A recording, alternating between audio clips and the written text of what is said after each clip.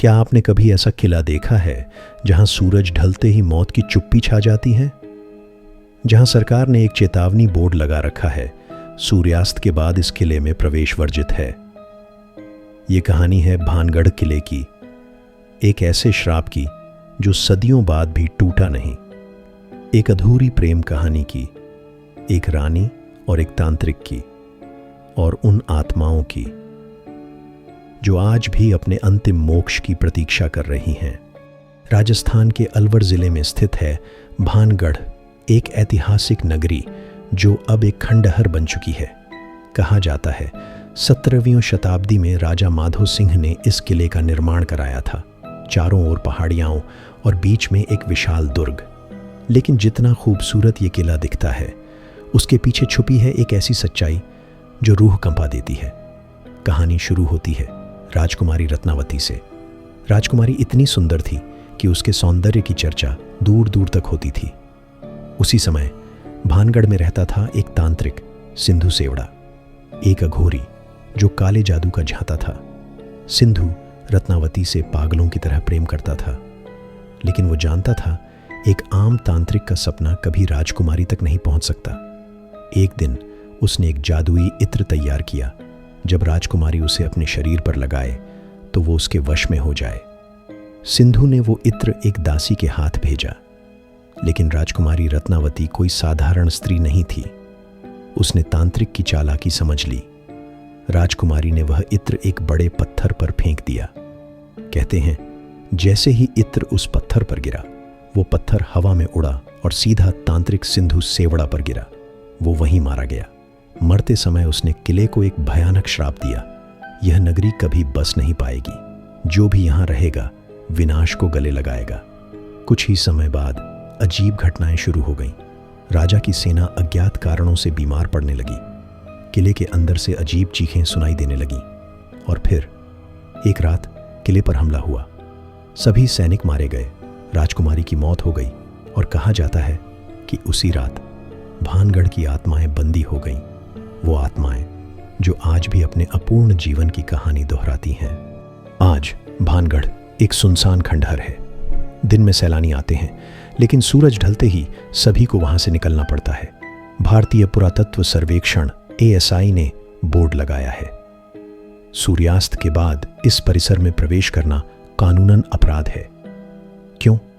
क्योंकि अंधेरे में यहां वो दिखाई देते हैं जो कभी इंसान थे, लेकिन अब सिर्फ परछाइयां हैं। स्थानीय लोग बताते हैं एक बार 3 दोस्तों का ग्रुप रात में किले में घुसा। सुबह तक तीनों गायब हो गए। एक की लाश कुएं में मिली, बाकियों का कोई सुराग नहीं। एक टीवी क्रू जो हॉन्टेड इंडिया शूट कर रहा था, रात में कैमरे बंद हो गए, साउंड गायब और एक सदस्य बेहोश। आज भी वो मानसिक अस्पताल में है। एक टूरिस्ट की चीखें रात में सुनी गईं। अगली सुबह सिर्फ उसका जूता मिला। क्या तांत्रिक का श्राप आज भी इस किले की दीवारों में बसा है?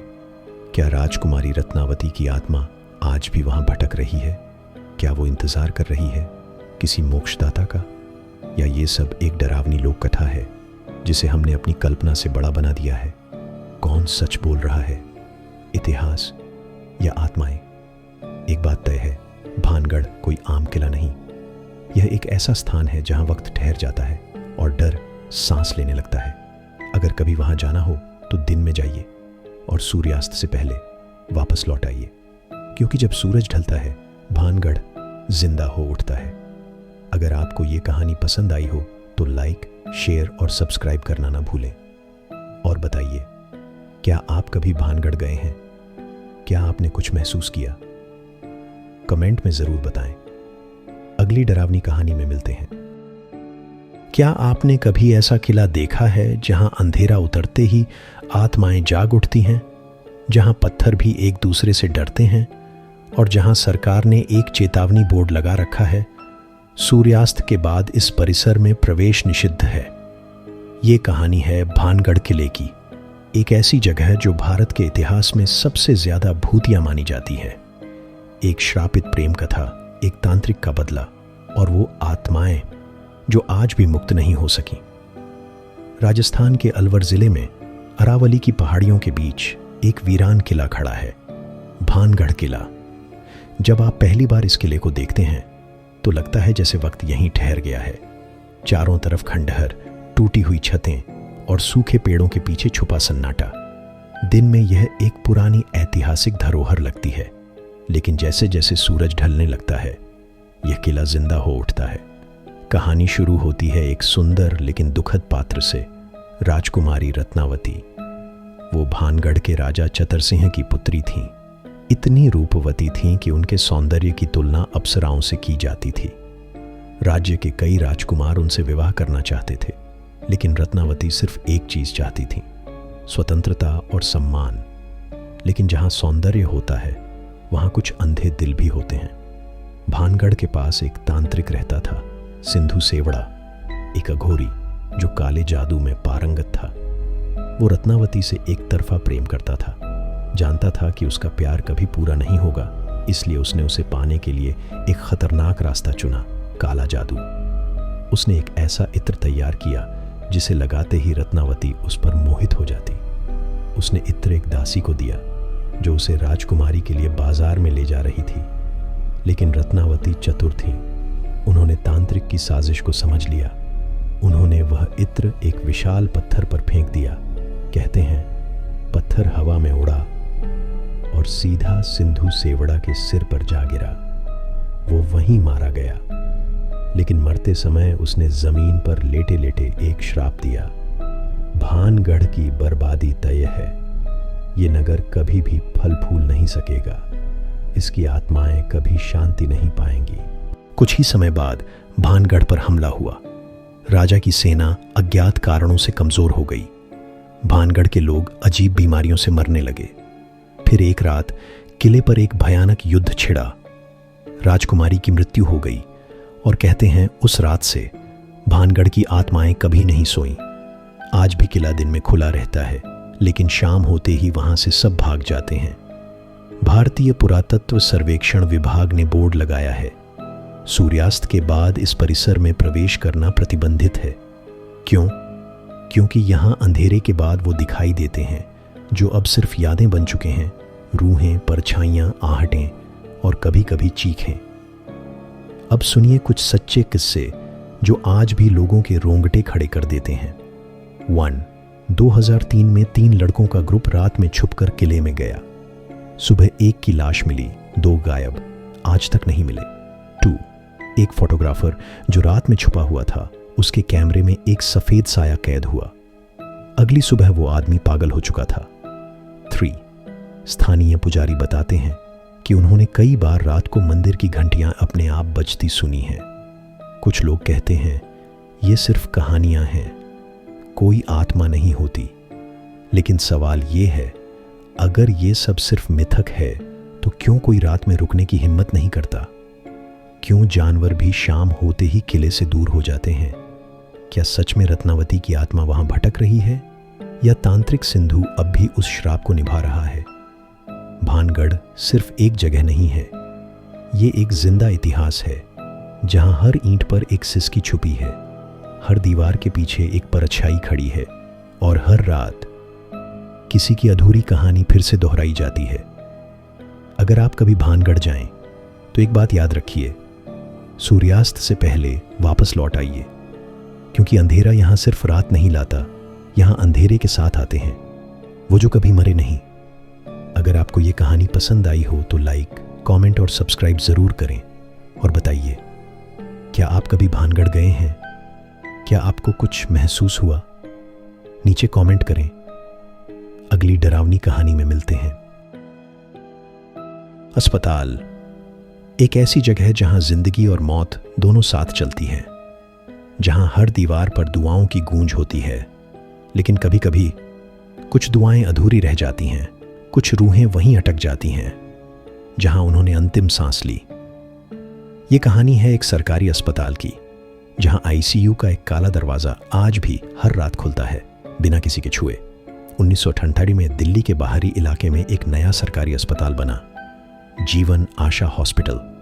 सभी सुविधाओं से लैस, बड़ा आईसीयू वार्ड, लेकिन वार्ड नंबर 7 के कमरा नंबर 13 को लेकर हमेशा डर बना रहा। वहां का दरवाजा बाकियों से अलग था, काले रंग का, लोहे से बना और अजीब सी सीटी जैसी आवाज़ निकालता था जब भी खुलता। डॉ मानसी एक युवा समर्पित डॉक्टर थीं। उनकी ड्यूटी अधिकतर आईसीयू में होती थी। एक दिन आईसीयू में एक नया मरीज आया, मोहित, 14 साल का लड़का, जिसे ब्रेन ट्यूमर था। डॉक्टरों ने कहा, बस कुछ दिन की बात है, बहुत कम उम्मीद है। लेकिन डॉ मानसी ने हार नहीं मानी। हर रात आईसीयू में उसके पास बैठती, कहानियां सुनाती।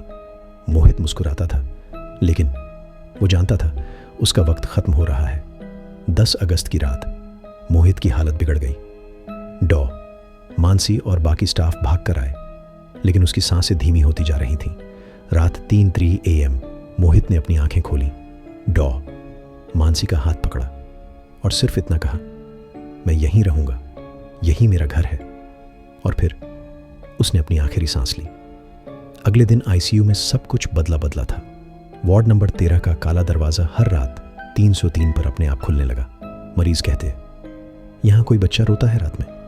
एक नर्स बेहोश पाई गई, कहती रही, किसी ने मेरा हाथ पकड़ा था।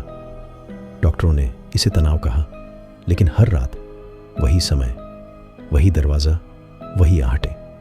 नर्स कविता ने एक दिन आईसीयू में रात की ड्यूटी ली। रात 3:03 काले दरवाजे के पीछे से किसी के खिलखिलाने की आवाज़ आई। डरते डरते उसने दरवाज़ा खोला और देखा बेड नंबर 4 पर, जो खाली था, वहाँ एक छोटा बच्चा बैठा था, सिर झुकाए हुए। उसके पास गई, हाथ लगाया, बच्चा गायब। कविता वहीं बेहोश हो गई। अस्पताल प्रशासन ने सीसीटीवी लगाए और जो रिकॉर्ड हुआ उसने सबको हिला दिया। हर रात 3:03 पर काला दरवाज़ा खुलता, एक छोटा सफ़ेद साया आईसीयू के अंदर जाता और 1 मिनट में बाहर आता। कैमरे की स्क्रीन एक पल के लिए ब्लैक हो जाती। प्रशासन ने वो कमरा बंद कर दिया, दरवाजे को वेल्ड करवा दिया गया, लेकिन हर रात वो फिर खुला मिलता। 5 साल बाद डॉ मानसी वापस उसी अस्पताल में लौटी। जब उन्हें पता चला कि मोहित की आत्मा आईसीयू में देखी गई है, तो उन्होंने अकेले उस कमरे में जाने का फैसला किया। रात 3 बजे वो आईसीयू में गईं और दरवाजे के सामने खड़ी हो गईं। 3:03 पर दरवाजा खुला और सामने खड़ा था मोहित, वैसा ही जैसा वो बचपन में था। मोहित बोला, आपने कहा था मैं ठीक हो जाऊंगा, लेकिन मुझे तो यहीं रहना पड़ा डॉक्टर दीदी। डॉ मानसी रोने लगी। उन्होंने मोहित को गले लगाया और कहा, माफ करना मोहित, अब तुम आजाद हो। मोहित मुस्कुराया। धीरे धीरे उसका शरीर रोशनी में बदलने लगा और वो गायब हो गया। उस रात के बाद से आईसीयू का काला दरवाजा कभी नहीं खुला। आज भी जीवन आशा अस्पताल काम कर रहा है। वो कमरा अब स्टोरेज रूम बन चुका है। कई नए डॉक्टर्स नहीं जानते उस काले दरवाजे की कहानी, लेकिन कुछ पुराने नर्स और कर्मचारी आज भी बताते हैं। कभी कभी उस कमरे से बच्चों की हंसी सुनाई देती है, कभी कोई आईसीयू के बाहर से दिखता है, अंदर कोई खड़ा है। मोहित अब जा चुका है, लेकिन उसकी कहानी उस हॉस्पिटल की दीवारों में कैद है। कभी अगर आप उस अस्पताल जाएं, तो कमरे नंबर 13 के सामने मत ठहरिएगा, क्योंकि वहां अब भी कोई आपका इंतजार कर रहा हो सकता है। अगर आपको ये सच्ची डरावनी कहानी पसंद आई हो, तो लाइक, शेयर और कमेंट जरूर करें और बताइए, क्या आपके शहर के अस्पताल में कभी ऐसा कुछ हुआ है? नीचे कमेंट में बताएं। अगली कहानी में मिलते हैं, तब तक अकेले मत सोइएगा।